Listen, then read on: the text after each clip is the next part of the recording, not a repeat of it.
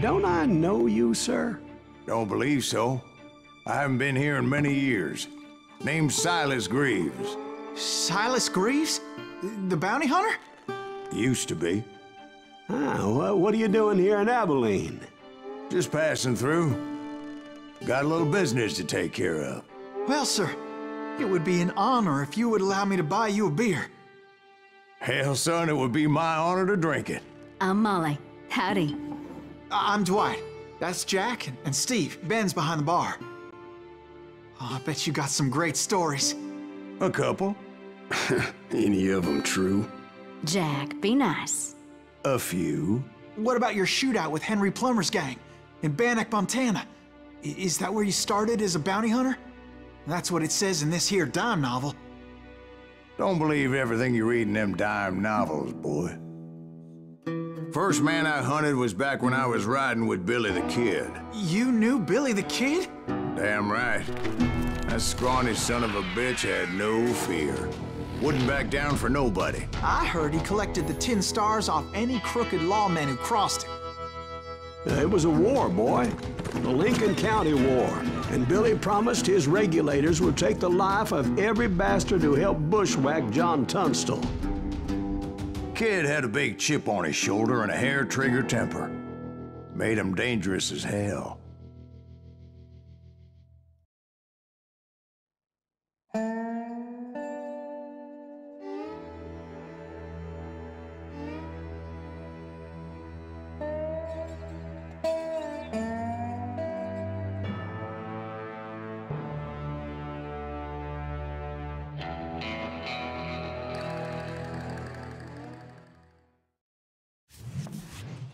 It was about 30 years ago.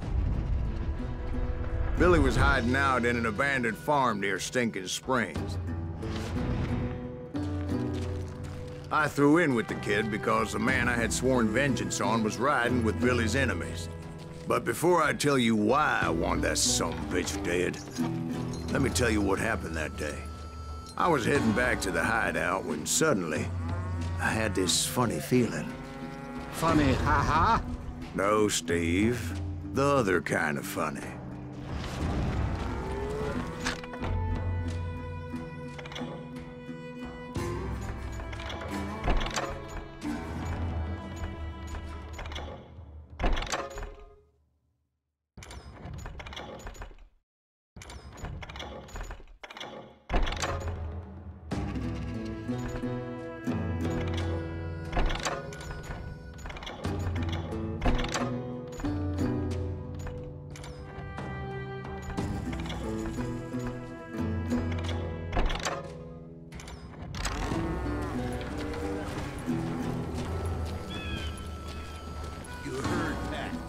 Stay here and keep an eye on the road. That's not fair. We're missing all the fun. I knew those two morons would never let me through. I had no choice. Who's that? Is he with us? Was it Pat Garrett's posse? Oh, yeah. I heard the shots and I knew I had to move fast. They're coming from the rear! Garrett and his army of deputies had surrounded the entire homestead. I decided to help Billy and the boys out of there. So that's just what I did. As the governor of New Mexico was paying for the kid's apprehension, Garrett was able to hire every gun hand in Lincoln County.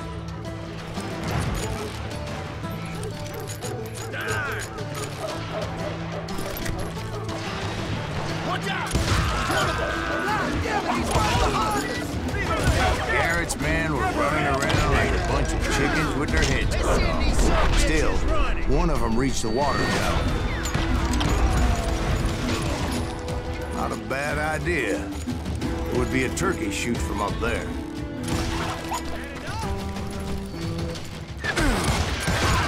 Luckily, these shooters Garrett hired weren't as sharp as tools in the shed. A lot of them were saddle tramps or sod busters or drunken drifters looking to make a few bucks.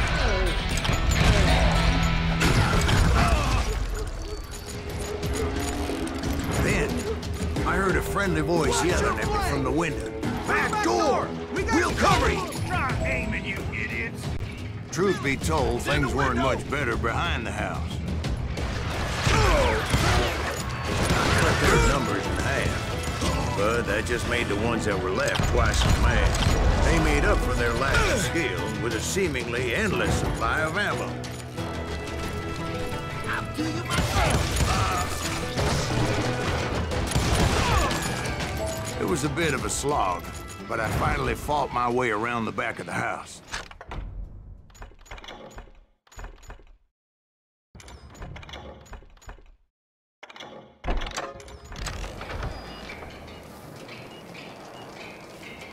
And like that, I was inside.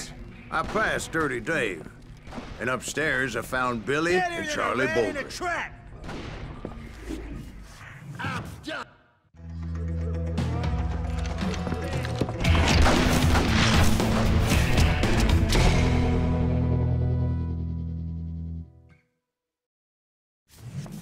Billy looked at me and said, "About time, amigo. Grab a gun and get to the window." Wait, so you were friends with Billy the Kid?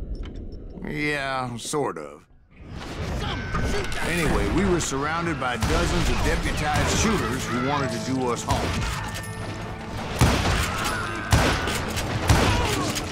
Billy's worth $500. I'm telling you, Garrett's men were dropping like flies, but they just kept on coming. I think I got one. I think we got his hammer on.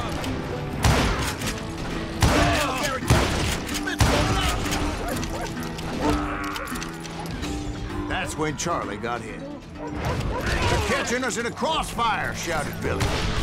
"Get to the other side."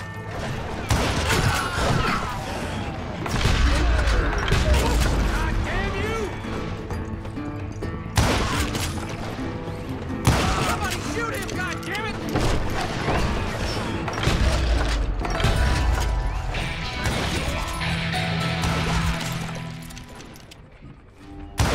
This ain't right!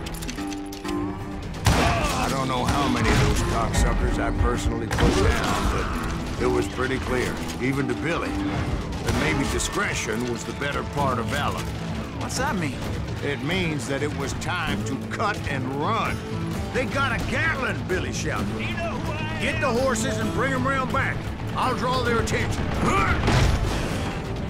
directed that order at me, and I thought, why the hell do I have to do it? bitches are Many would have fled in my place. But I had that false sense of invincibility that many young men have, like Jack. What are you saying, old man? Jack is just joshing. Yeah, he better be. Mr. Greaves, please continue.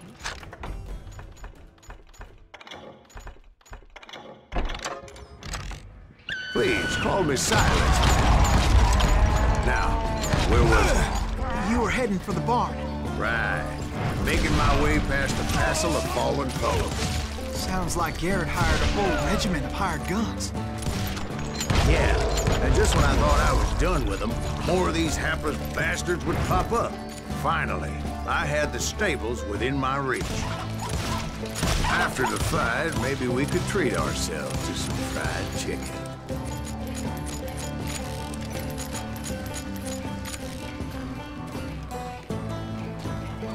And that's when I met Sheriff Pat Garrett. I read that you went toe-to-toe with him, sir. That backstabbing bastard with that tacked-on tin star.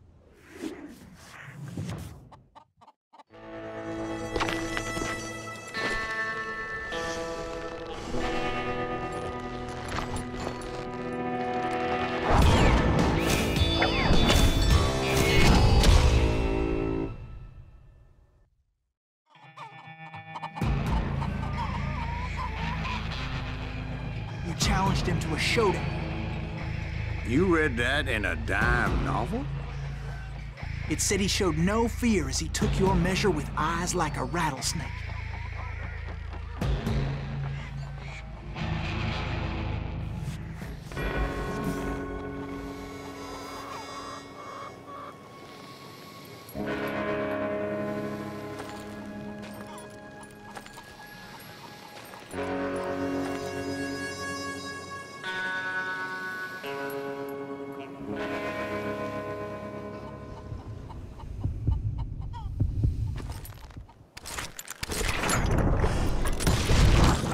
understand that you killed him in a fair fight.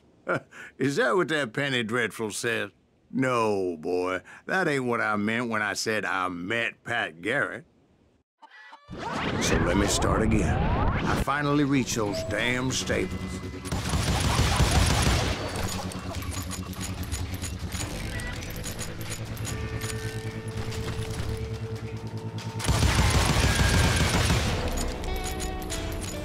Stepped inside, and last thing I heard was Garrett's voice. That's not Billy.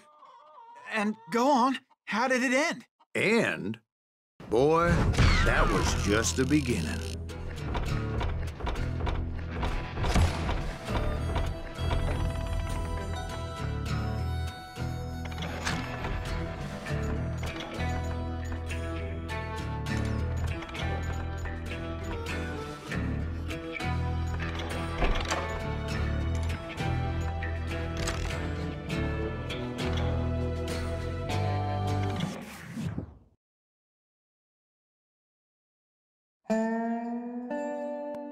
So what happened? Did Garrett arrest you?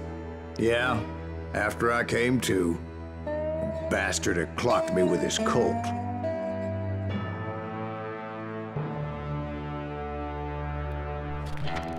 And the kid surrendered? When he realized there was no getting out of there alive. So they locked you up in Lincoln? Indeed they did. Sentenced me to hang right along with the kid.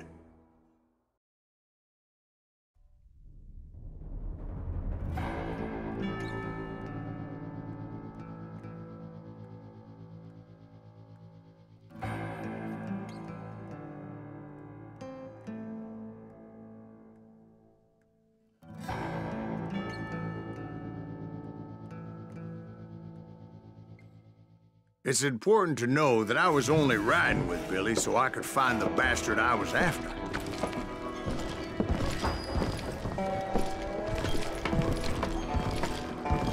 He was with John Kinney's gang, and they were sworn enemies of Billy's regulators.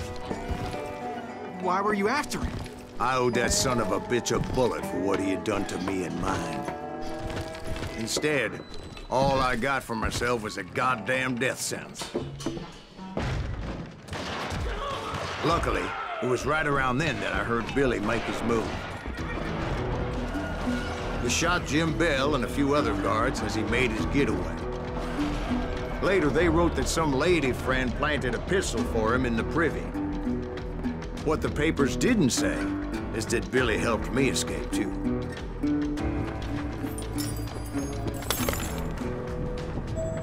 My first order of business was finding a firearm. Luckily, I located Deputy Bob Ollinger's mean-ass shotgun.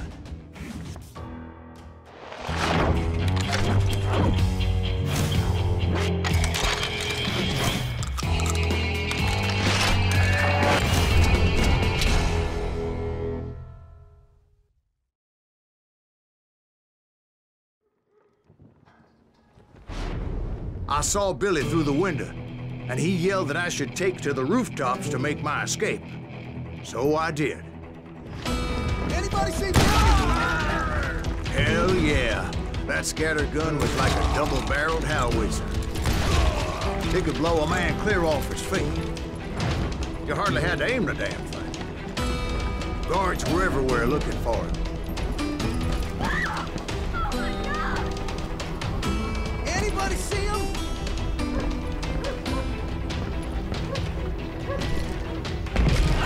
I had to jump from roof to roof like a damn alley cat. I followed the planks where I could, but some of that wood was slippery as hell. The whole town was up in arms. And suddenly, I was a fugitive.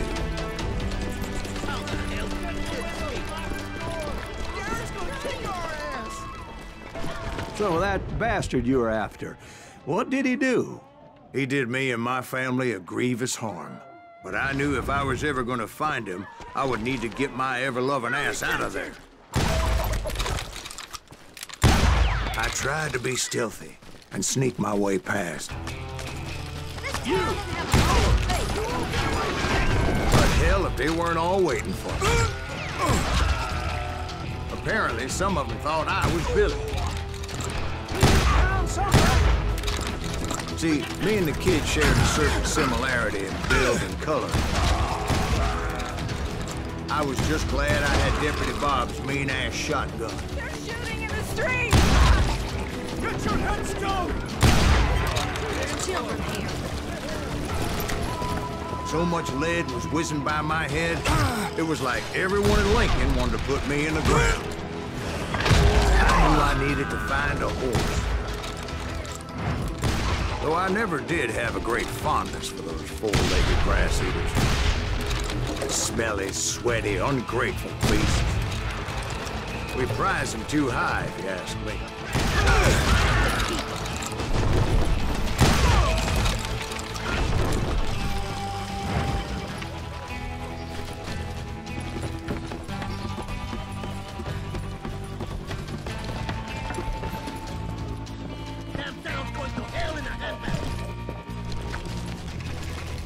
But where was the kid while you were busy getting shot at? Gone.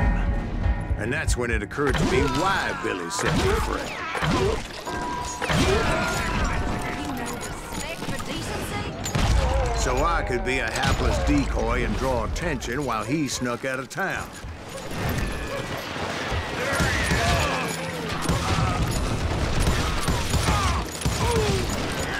I knew if I made it out of there in one piece, no one would put a price on my head.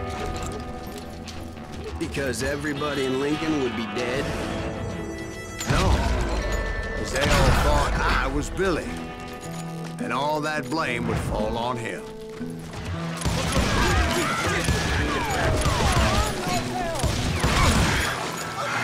Get away!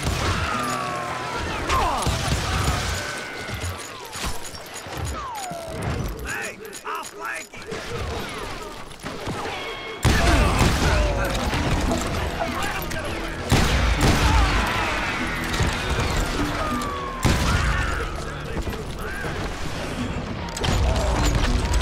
Finally, I found what I was looking for. The stables on the edge of town. I guess Billy saved your ass, taking out Bob Ollinger the way he did. Billy didn't kill Bob. Well, sure he did. He dispatched him right after he shot Deputy Bell. No, sir. Because Bob came right up behind me, angry as hell that Billy had lit out. "Hello, Bob," I said. "I think you better let me go." And he says, "I don't think so, boy. Not with my shotgun." So we stood there in the middle of the street, eyeball to eyeball. He intended to kill me, and I knew I had no choice but to defend myself.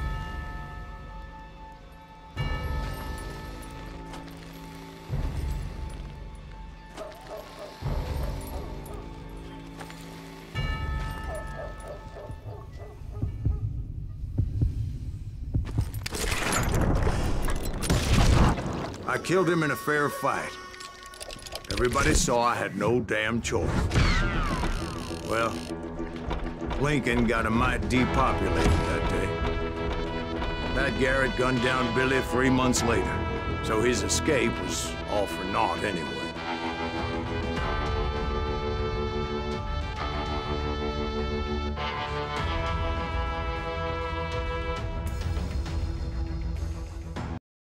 So where'd you go after Lincoln? Mexico. Until I realized nobody was looking for me. I ended up taking a job at the Rurales. The Mexican Rurales? I was hired to help them track down the cowboys. The most vicious outlaw gang in Cochise County? Curly Bill Brocious? Johnny Ringo? Led by old man Clanton himself. They must have paid you a pretty penny to take them hombres on. Not really. But truth be told, I had my own reasons for going after those boys.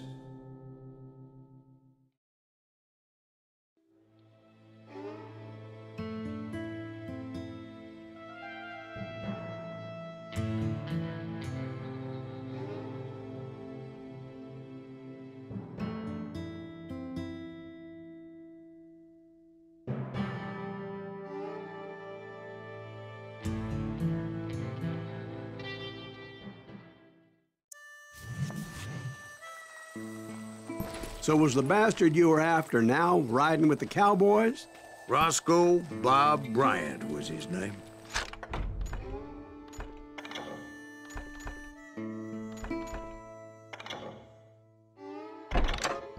Oh. But no, this time it was a different bastard I was after. The aforementioned Mr. Ringo. And yes, he was working for old man Clanton. I came upon them robbing a stagecoach, which wasn't surprising, being they were such murderous thieves and bastards. The bandits wore red scarves, so I knew they worked for the old man. Over there! There! I did my best to help those poor passengers. Moments later, the attackers were dead, and I checked the stagecoach to see how many passengers were still breathing. None. It was then I wondered if the rocks weren't hiding more bandits. Was that all of them? Or did I just hit the rear guard? I quickly got my answer. They attacked from on high like Apaches often did. They would appear in great numbers from above and rain down lead on their hapless enemies' heads, making use of the high ground and whatever else they had. Yep, the Apaches always appeared out of nowhere, and there never seemed to be an enemy. Hold on. Were you attacked by Apaches? What happened to the cowboys? Did I say they were Apaches? I said Clanton's cowboys attacked me Apache style. I was in a pitched battle, but I was holding my own against an overwhelming enemy force.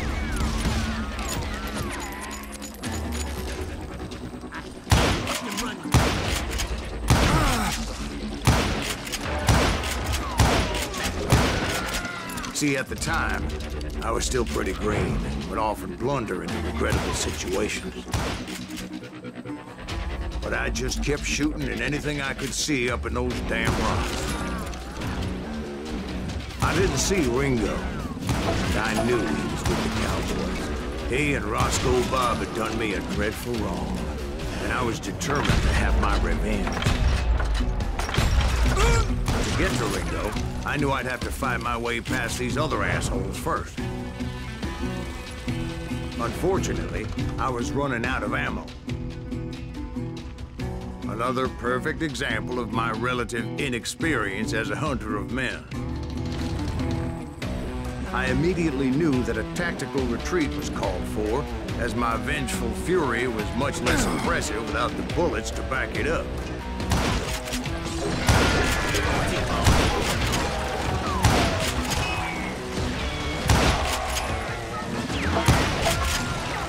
Finally, they managed to kill me. Trapped as I was, the odds of my survival seemed pretty slim.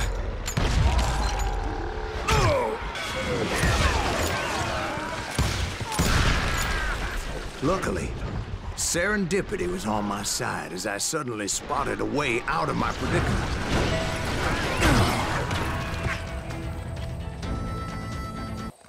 Hard to hit a moving target.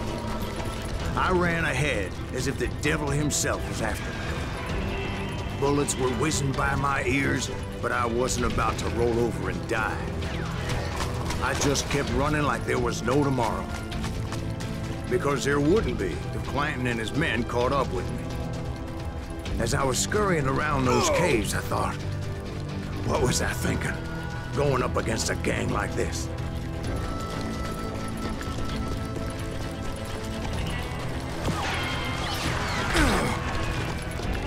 I just kept running, not knowing where the hell I was going. And that's when something miraculous happened. Like manna from heaven, I found the desiccated remains of what looked like an Apache warrior. The old weapon next to him supplied me with some much-needed ammunition.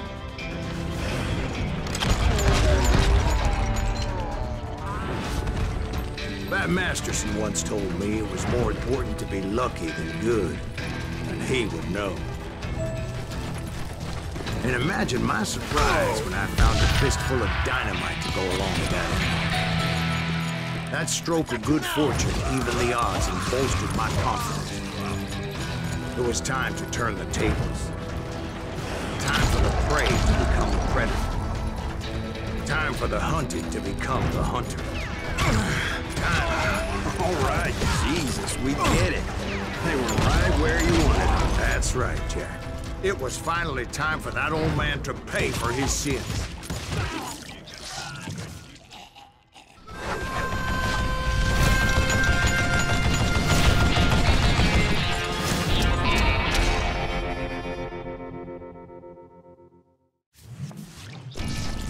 I yelled out at the top of my lungs, "Clanton, I'm coming for you!" A little stealth might have made more sense, to be perfectly honest. Because that old fool had a Gatling gun and enough bullets to last him till kingdom come. But I knew I could not let that deter me.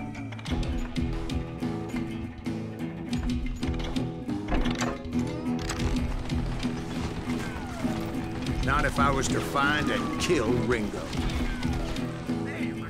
I needed to get that old man off that gun.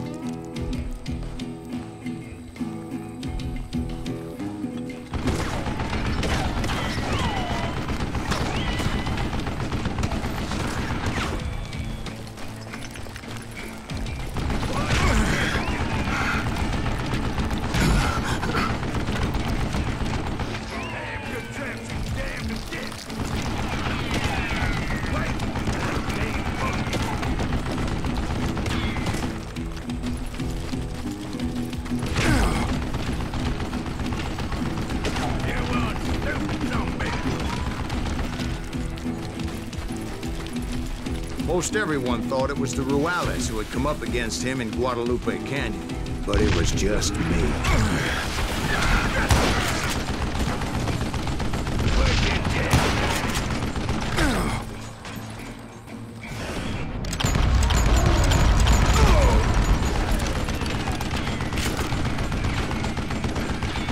I don't know how you live this life.